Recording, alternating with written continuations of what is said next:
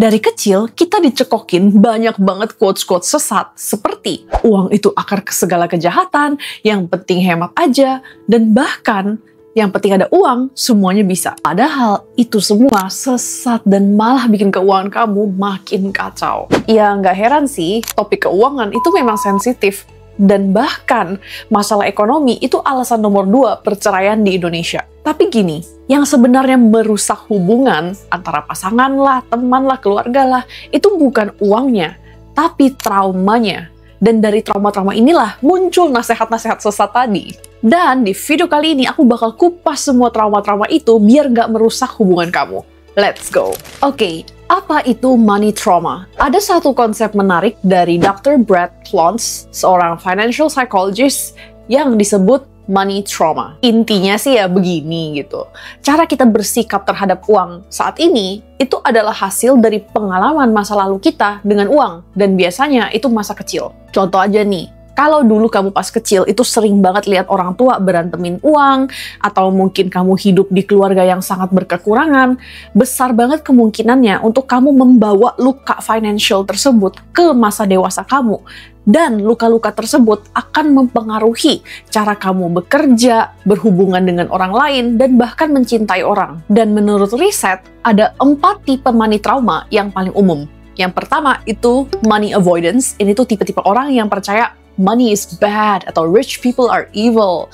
Nah, kedua itu money vigilance, orang-orang yang percaya money must always be protected. Yang ketiga itu money worship, which is money can fix everything. Dan keempat, money status. My net worth is my self-worth. Yuk kita bahas satu-satu traumanya dan gimana trauma tersebut bisa mempengaruhi hubungan dan kehidupan kita. Dan kita mulai dari yang paling pertama, yaitu tipe pertama, money avoidance. Money is bad and rich people are evil. Orang yang punya trauma ini itu takut bicara soal uang. Mereka bisa menghindari lihat saldo tabungan karena mereka setakut itu, semenghindar itu.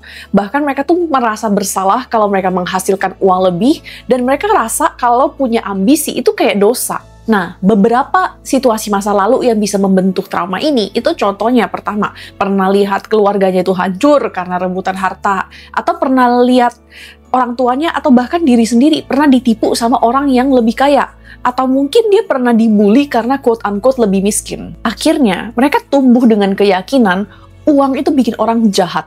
Padahal kan itu sesat gitu ya. Uang kan netral. Uang itu cuman alat, tergantung siapa yang pegang. Kalau orang baik dikasih duit 1 triliun, ya dia bakal tetap baik. Mungkin dia bakal sumbangin atau bahkan bantuin keluarganya. Tapi kalau misalnya orang jahat dikasih uang 1 triliun, ya dia jadi punya kesempatan untuk melakukan banyak kejahatan. Bahkan kalau trauma money avoidance ini udah di titik ekstrim, mereka tuh bisa saking takutnya dibilang matre, mereka tuh bisa kerjanya setengah hati, males-malesan, bener-bener menghindari semua pembahasan soal uang. Padahal kalau kita mau hidup yang layak, bukan mewah loh, layak aja gitu.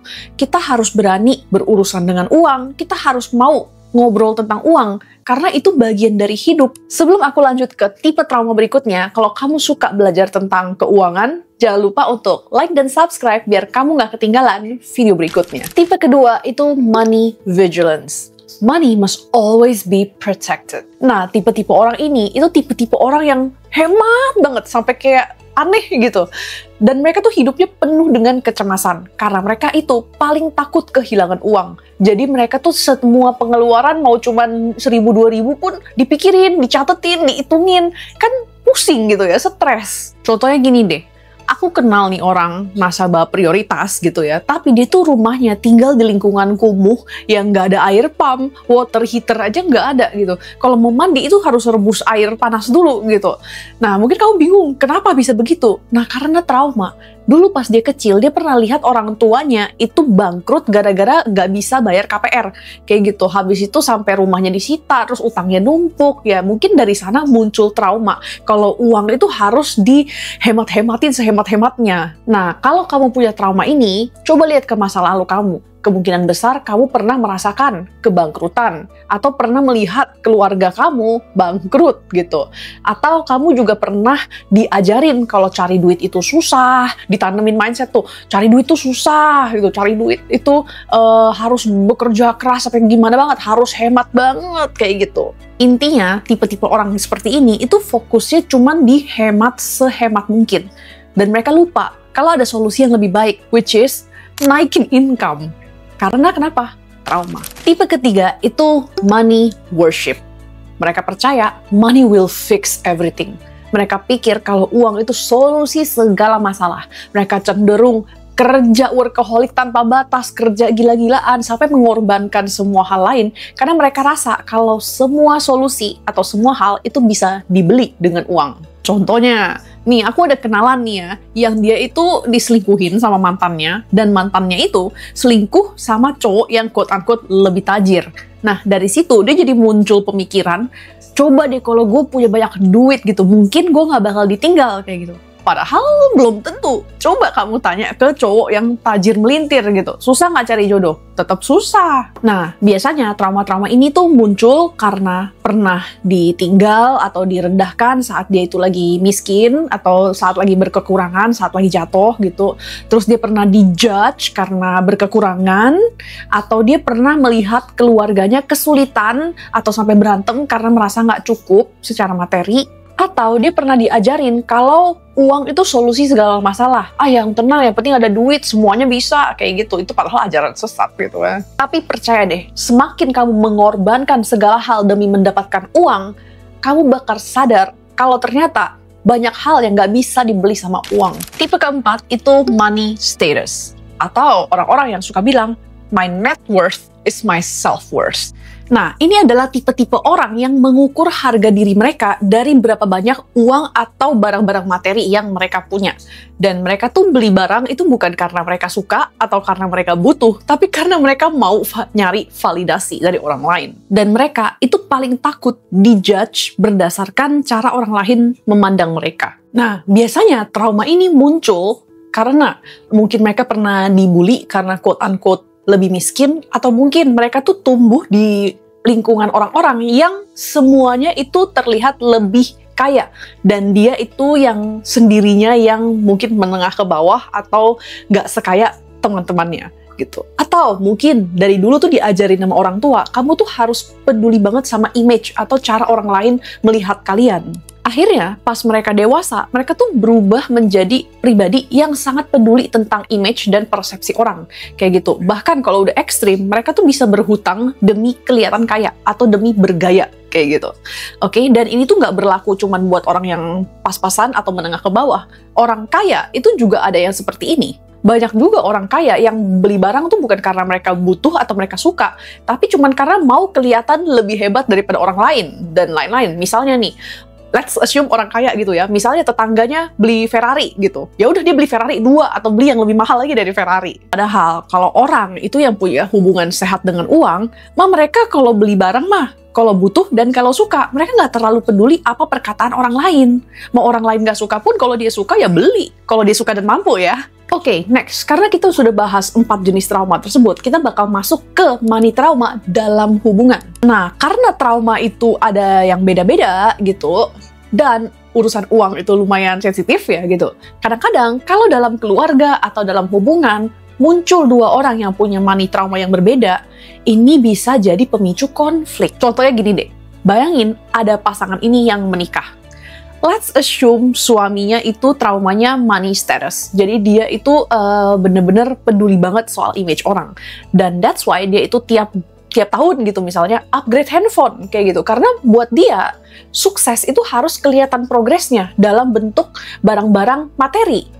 Nah, meanwhile, istrinya itu let's say money vigilance.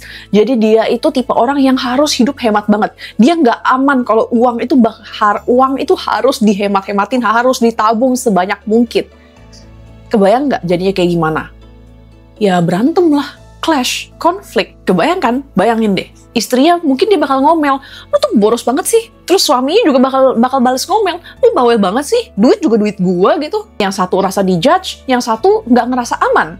Nah, sebenarnya masalahnya itu bukan soal beli HP, tapi di trauma terhadap uang yang sebenarnya belum sembuh.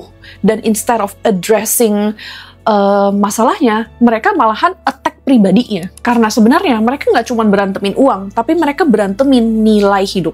Nah, gimana caranya biar kita bisa keluar dari lingkaran setan ini? Solusinya itu money harmony. Nah, orang yang punya money harmony itu adalah orang-orang yang punya hubungan sehat dengan uang. Artinya, mereka tuh nggak takut berlebihan sama uang, dan mereka juga nggak terobsesi dengan uang. Mereka anggap kalau uang itu ya alat. Dan karena mereka anggap uang itu cuman alat, mereka jadi bisa spend dengan bijak, mereka bisa nabung dengan bijak juga, bukan berlebihan, sampai menyulitkan diri sendiri. Dan kalau mereka membuat keputusan keuangan, itu berdasarkan tujuan, bukan karena takut atau mau cari validasi. Dan menariknya, coba dibayangin, kalau dalam suatu hubungan, minimum ada satu orang aja yang punya hubungan sehat dengan uang, pasti energi dalam hubungan tersebut akan pelan-pelan mulai berubah. Dan itu bisa jadi positive impact. Kayak gitu. Jadi sebelum kamu dikit-dikit langsung ngejudge keluarga atau pasangan sebagai terlalu boros lah, terlalu hemat lah, terlalu norak lah, coba kamu ngaca dulu ke diri sendiri. Kamu sendiri punya money trauma atau enggak? Karena sebelum kita bisa memperbaiki hubungan yang banyak konflik soal keuangan, kita harus memperbaiki hubungan kita dengan uang dulu. Setuju? Kalau sejauh ini aku udah share nih trauma-trauma apa aja yang bikin kamu kacau balau soal duit, dan mungkin kamu bingung, orang yang kaya dan punya hubungan sehat dengan uang tuh atur duitnya kayak gimana? Nah, kabar baiknya, aku udah pernah share di videoku yang ini, step by step, cara orang kaya dari nol itu atur duit mereka. Dan ini bener-bener lengkap banget dan cocok dipraktekkan bahkan buat kamu yang masih pemula. Jadi langsung aja lanjut ke videoku yang ini. Thanks for watching dan sampai jumpa lagi di videoku yang ini.